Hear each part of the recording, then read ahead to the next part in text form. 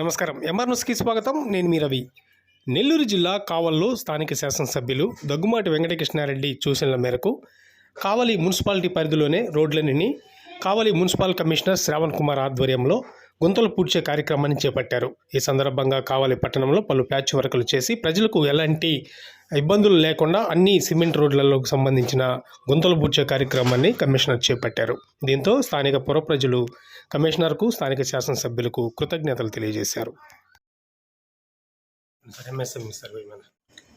అందరికీ నమస్కారం. రాష్ట్ర ప్రభుత్వ ఆదేశాల మేరకు మరియు మన గౌరవ ఎమ్మెల్యే శ్రీ దగ్గుమాటి వెంకటకృష్ణారెడ్డి గారి సూచనల మేరకు కావలి పట్టణంలోని అన్ని మున్సిపల్ రోడ్లో గుంతలు పూడ్చే కార్యక్రమము చేపట్టబడింది.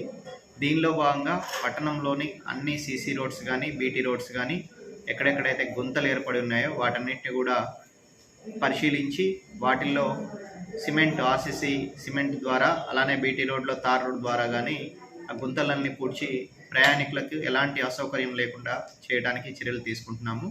ఈ ప్రక్రియ ఆల్రెడీ దాదాపు ఒక వారం నుంచి కొనసాగుతుంది. రాబోయే వారం రోజుల్లో అన్ని చోట్ల కూడా ఎక్కడ కూడా గుంతలు లేకుండా రోడ్లన్నింటినీ కూడా మరమ్మతులు చేపడతామని తెలియజేస్తున్నాం.